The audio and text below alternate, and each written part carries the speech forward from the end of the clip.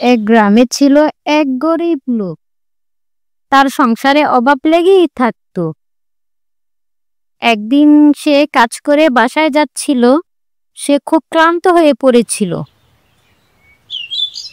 ওগো, শুনছো? আমার তো অনেক খিদে লেগেছে। ঘরে কি আছে দাও। কামাই করার মুরুদ নেই, খালি খিদে লেগে। ঘরে শুধু ভাত আছে, যাও খাও গিয়ে। এভাবে কথা বলছো কেন? যাও, আমি ভাত খাবোই না। হ্যাঁ, আমি চলে যাচ্ছি। তারপর সে মনের দুঃখে জঙ্গলের দিকে রওনা দিল। জঙ্গলে গিয়ে সে একটি গুহা দেখতে পেল। এই জঙ্গলের ভিতরে এই গুহা কোথা দেখে এলো? যাই দেখি গুহার ভিতরে কি আছে। এই গুহার ভিতরে পুরোহিত মশাইটি ধ্যানে বসেছে। ধ্যানে বসে কি করছি? পুরোহিত মশাই, পুরোহিত মশাই, শুনছেন আমার কথা? এই, তুই আমার ধ্যান ভাঙালি? তোর তো এই শাস্তি পেতেই হবে। তোর কোনো ক্ষমা নেই। বাবা, আমি আবার কি করলাম? এখানে কাউকে দেখতে না পেয়ে আমি আপনাকে ডাকলাম। আমি তো কোনো অন্যায় করিনি। কে? তুই অন্যায় করিসনি?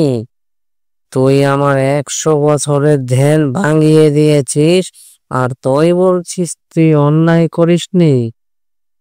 তুই যে অন্যায় করেছিস, এই অন্যায়ের কোনো ক্ষমা নেই। তোর এই শাস্তি পেতেই হবে। তোকে আমি দৈত্য বানিয়ে দিলাম। এই নে, তুই দৈত্য হয়ে যা। পুরোহিত মশাই, পুরোহিত মশাই, কোথায় গেলেন? আমাকে ক্ষমা করে দিন। আমি এই ভুল আর করব না কখনো। তুই সেদিনই মানুষ হতে পারবে যেদিন তোকে এই গুহা থেকে কোনো মানুষ তোকে বের করে নিয়ে যাবে। না, না, আমাকে এত বড় শাস্তি দিয়েন না পুরোহিত মশাই। সে গরিব লোকটি দত্ত হয়ে 10টি বছর পার করে দিল গুহার ভিতরে। গুহার ভিতরে অনেক কষ্টে তার জীবন কাটতে লাগলো। একদিন জঙ্গলে দুটি বালক ঘুরতে আসলো। ঘুরতে ঘুরতে বালক দুটি গুহার কাছে পৌঁছে গেল। কে রে বন্ধু, দেখ এখানে কত বড় গুহা। চল যাই, যে দেখে আসি গুহার ভিতরে কি আছে এমন। কি কস, যাবে নাকি? চল চল, দেখে আসি। যদি ভিতরে কোনো অমূল্য জিনিস পাই, চল, দেরি করিস নে। এ বলে বালক দুটি গুহার ভিতরে চলে গেল। ওই দেখ দেখ, কি রে এটা? ও মা, এ তো বিশাল বড় দৈত্য রে। কি রে, আমার তো ভয়ে হাত পা কাঁপছে।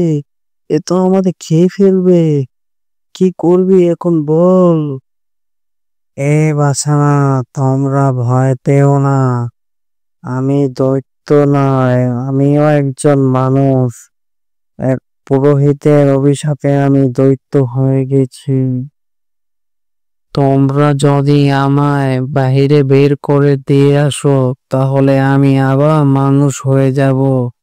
তোমরা কি এই সাহায্যটাও আমাকে করবে? ঠিক আছে, তোমার এই বিপদে আমরা তোমাকে সাহায্য করব। আমরা তোমাকে বাহিরে নিয়ে যাওয়ার রাস্তা দেখিয়ে দিচ্ছি, আসো আমাদের সাথে। তারপর বালক দুটি দত্তকে নিয়ে গুহার ভিতর থেকে চলে আসলো।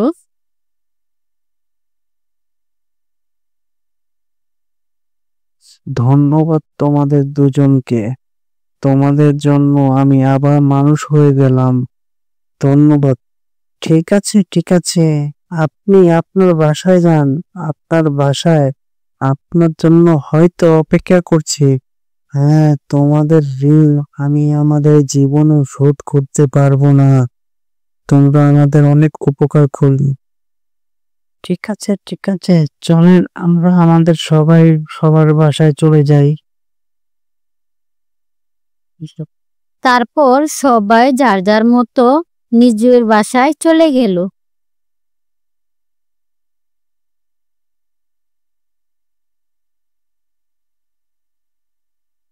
ওগো, তুমি কোথা থেকে এসেছো? আমি তোমাকে যে কত খুঁজেছি, কোথাও খুঁজে পাইনি।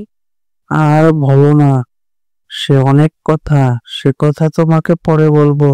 আগে ঘরে চলো, আমি ক্লান্ত।